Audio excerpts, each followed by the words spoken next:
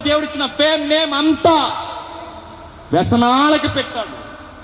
ఏం చేశారు ఆ వ్యసనాలు? వీళ్ళందరూ కలిసి అతనికి 700 మంది రాజకుమార్తెలు 300 మంది ఉపపత్తులు ఉండారు. అతని భార్యలు అతను హృదయము తిప్పేశారు. ఎప్పుడైతే తన హృదయం తిప్పబడిందో, సొలొమోను వృద్ధుడైనప్పుడు అతని భార్యల హృదయం ఇతర దేవతలతో తిప్పగా నడుపుతున్నాను. వయసు అయిపోయాక ఏం చేశారు? ఇంక నువ్వేమీ చేయలేవు, వాళ్ళ మాట నువ్వు వినడం తప్ప. నీకు వయసు అయిపోయింది, ఇప్పుడు నేను వినంటే అన్నం కూడా పెట్టు. ఇప్పుడు నేను విన్నంటే నీ మాట ఎవడండి?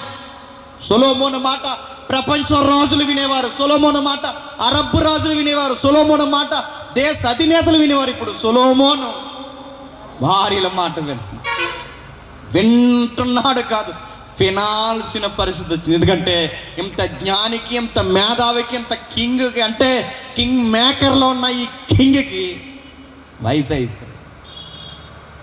అయిపోయింది. అంటే ఆ పేజ్ టీనేజ్ అయిపోయింది, నడి వయసు అయిపోయింది, వృద్ధాప్యలోకి వచ్చాడు. ఇప్పుడు బంగారం ఉంది. సొలొమోనికి బంగారం మీద మనసు ఉందా? లేదు. రాజు నేతలు అధినేతలు కూడా ఉన్నారు. ఇప్పుడు తిరగాలన్న ఆశ ఉందా? తిరుగుదామనుకున్న ఓపుకుందా? ఆయన బల్ల మీద చాలా ఆహార పదార్థాలు పెట్టారు. ఇప్పుడు ఆహార పదార్థాలు ఎన్ని తినగలడు సొలొమోను? బిర్యానీ పెడితే తింటే చచ్చిపోతాడు. ఏది పడితే అది వయసు అయిపోయినాడు తింటే అరక్క రాత్రికి రాత్రే ప్రాణాలు పోయే ప్రమాదం వస్తుంది. అన్నం తిని బతికే రోజులు పోతాయి. వయసు అయిపోతే మందులు తింటే గాని బతకని రోజులు వస్తాయి. That is human life. గుర్తుపెట్టుకో. మానవ అంతం, చెట్ట చివరి చర్మాంకం అంతే. నీ బంగారం నీకు ఎన్నిక రాదు, నీ సొత్తు నీతో ఎన్నిక రాదు, నీ సిరి సంపదలు నీతో నిలబడు, నీ సంభోగంలో నీతో కలిసి తిరిగి చట్టాపట్టాలేసిన ఎవ్వరూ నీ కష్టాన్ని, నీ బరువుని మోయడానికి నిలబడరు. నీతో ఎవ్వరు నీ వెనక ఉండరు. ఒకరోజు జీవితం అంతా అయిపోద్ది. వయసు అయిపోయిన తర్వాత దీర్ఘంగా కూర్చొని ఆలోచించి మూలుగుతూ ఆ మూలుగులో రాశాడు పుస్తకం. ఆ పుస్తకం పేరే చెప్పండి. అది ప్రసంగి. మూలుగుతున్నాడు, ఏడుస్తున్నాడు. ఇదిగో తాగాను, తాగడంలో ఏమీ లేదు, వేస్ట్ అని రాశాడు. తిరిగాను, తిరుగుళ్ళో ఏమీ లేదు, తిరగొద్దు. అలాగా జీవితాన్ని వేస్ట్ చెయ్యొద్దు, తిరగొద్దు, వేస్ట్ అని. ప్యాలెస్లు కట్టించాను, ప్యాలెస్లు ఉన్నా సుఖం లేదు. సుఖం ఉండాలి అంటే దేవునితో ఉండాలి. ప్యాలెస్ల చుట్టూ తిరగండి, వేస్ట్. సిరి సంపదలు తెచ్చాను, కావలసినవన్నీ వెనకోసుకున్నాను, నాకు దేని మీద మనసు లేదు. ఇప్పుడు నాకు అర్థమవుతుంది. యవ్వనుడా, నడి వయసులో ఉన్నవాడా, లేత వయసులో ఉన్నవాడా, వృద్ధాప్యంలో పడిపోయినవాడా, మీ అందరికీ చెబుతున్నాను అంటున్నాడు. వీటి వెనకాల పరిగెట్టకండి. సూర్యుడి కింద ఏమి ఎక్కువ రోజులు ఉండవు. ఏడుస్తూ రాశాడు ప్రసంగి, మూలుగుతూ రాశాడు ప్రసంగి గ్రంథం. జీవిత సత్యం చెప్పడానికి రాశాడు ప్రసంగి. వయసు అయిపోయింది. వయసు అయిపోయిన తర్వాత భార్యల మాట విని భార్యల వైపు తిరిగి భార్యలు చెప్పినట్టు చేస్తున్నాడు. నేను అడుగుతున్నాను, ఏదో ఒక రోజు సావు కళ్ళ ముందుకు వచ్చేసినప్పుడు సొలొమోను ఏమనుకుని ఉంటాడు? ఇప్పుడు నువ్వు నేను ఉన్నాం. ముగించేస్తున్నాను, జాతకు వినండి. నేడో రేపో చనిపోతామని డాక్టర్ గారు మనకు చెప్పేశారు అనుకోండి.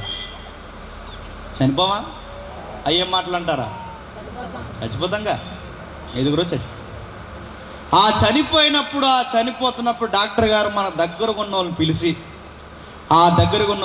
ఇంకా మీ పెద్ద ఆయన ఇంక ఎక్కువ రోజులు బతకడు, కొంచెం ఉన్న రోజులు, వారం అయితే వారం, నెల అయితే నెల, జాగ్రత్తగా మీ అమ్మని కానీ నాన్న కానీ జాగ్రత్తగా చూసుకోండి అని డాక్టర్ గారు మన దగ్గరకు ఉన్న వాళ్ళు చెప్తారు.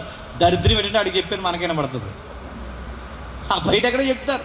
వినబడుతుంది కాదు, వినబడేలా చేస్తాడు దేవుడు. గుర్తు ఆ మంచం మీద అప్పుడు అనిపిస్తుంది. ఇంక రెండు విషయాలు గుర్తొస్తాయి అప్పుడు. ఆ 2 విషయాలు ఏంటో తెలుసా? నేను చనిపోతే నా పిల్లలు ఏమైపోతారు.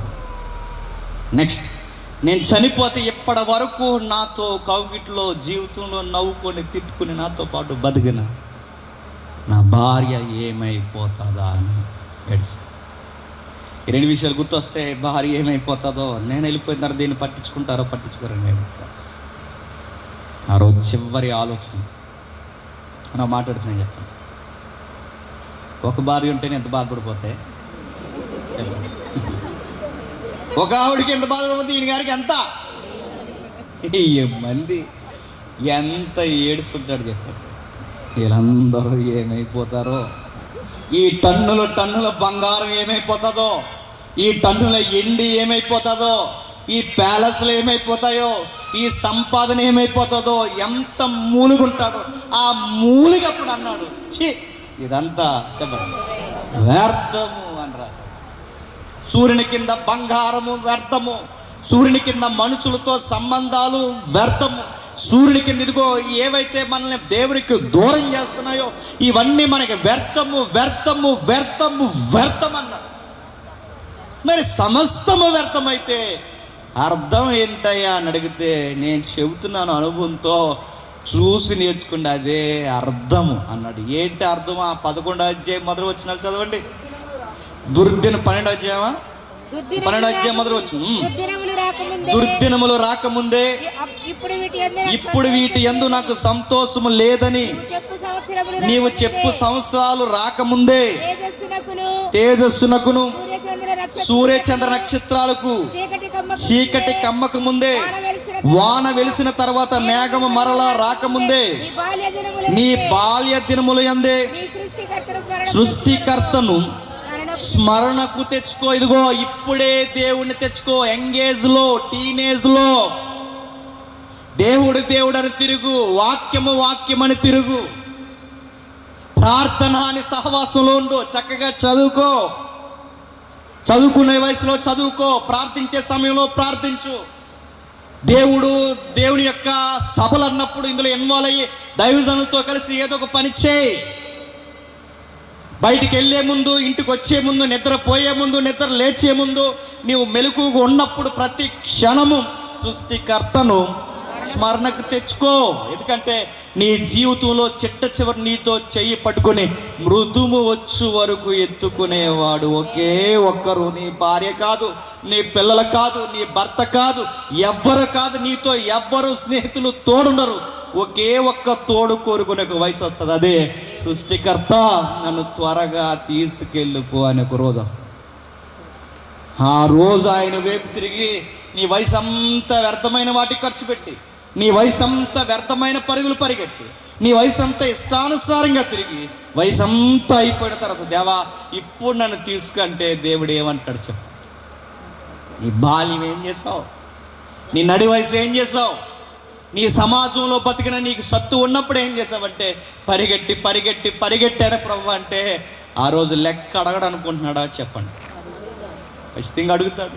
ఇన్ని పెట్టుబడులు పెట్టి నీ చేసి నీకు గాలి, నీరు, నింగి, నేల ఇవన్నీ నీకు పెట్టుబడులు పెడితే ఏ రోజన్నా నీకు గుర్తొచ్చాడు అంటే ప్రభువా నాకు గుర్తు రాలేదు, నాకు తెలియదు ప్రభు. తెలియదని అంటావనేరా, నీకు ప్రతి నెల యవనస్తులు సదస్సు పెట్టేస్తాను అని చెప్తాడు. గుర్తుపెట్టుకో. నీకు ప్రతిసారి ఆ సంఘ పెద్దలతో, నాయకులతో నీకు యవనస్తులు సభ పెట్టి ఆ జేమ్స్ అనే ఒకరిని పిలిపించి చెప్పించాను కదరా అని అడిగితే ఏం చెప్తావు రోజు చెప్పు? లైఫ్ అంటే లవ్ అనుకున్నాను ప్రభా, లైఫ్ అంటే అదనుకున్నాను ప్రభా, లైఫ్ అంటే డబ్బు అనుకున్నాను ప్రభా, లైఫ్ అంటే ఇది అనుకున్నాను ప్రభా అంటే మరి ఇప్పుడు ఏమనుకుంటున్నారు అంటే నన్ను చంపేసి తీసుకెళ్ళిపోతే బాగుండు అనుకుంటున్నాను ప్రభు అంటే అప్పుడు అంటాడు కొన్ని రోజులు ఉండు వద్దుగానే అంటాడు. మంచం మీద మూలిగి తిన్నది అరక్క బాత్రూమ్కి వెళ్దాం ఉంటుంది, భయమే హత్తుంది, అందులో పడిపోయి చచ్చిపోతామేమో. రాలేక తిందామని ఉంటుంది, తింటే అరగదని భయం వేసి తినలేం, ఆకలితో ఉండలేం, కక్కలు తిందాం ఉంటుంది, కక్క తినడానికి పళ్ళు ఉండవు. ఆ లైఫ్ ఎలా ఉంటుంది చెప్పిన? మూలిగి మూలిగి మూలిగి మూలిగి మూలిగి మూలిగి శరీరం అంతా ఒలికి, నీ మాంసం అంతా చివరికి ఉబుకుపోయిన తప్పుడు అంటావు దేవా ఇంక నేను ఉండలేకపోతున్నాను ప్రభా, నన్ను తీసుకెళ్ళిపో ప్రభా అని. ఆ లైఫ్ ఎలా ఉంటుందో పొయిటిక్గా చెప్తున్నాడు చూడండి. పద్య భాగంలో చెప్పినట్టు కావ్య వ్యక్తీకరణ తేజస్సునకును సూర్యచంద్ర నక్షత్రాలకి చీకటి. అంటే మంచి చంద్రుడు, మంచి నక్షత్రాలు, మంచిగా సూర్యుడు అలా వికసిస్తున్నప్పుడు నల్ల మబ్బు చాలా కప్పేసింది అనుకోండి, అందం ఏమవుద్దండి? పోత. జీవితంలో కూడా ఒక నల్లటి చీకటి వచ్చేస్తుంది, దాని పేరే వృద్ధాప్యం. గుర్తుపెట్టుకోండి. ఆ రోజు ఏం కనబడవు మనకి, చీకట్లో ఉంటాం. అలా మనం పిలుస్తుంటారు, ఎవరు కనబడ, ఎవరు అక్కడ అని అడుగుతాం. ఎవరున్నారు? కనబడరు. నీకు చీకటి, మబ్బు వచ్చేద్ది ఆ రోజు.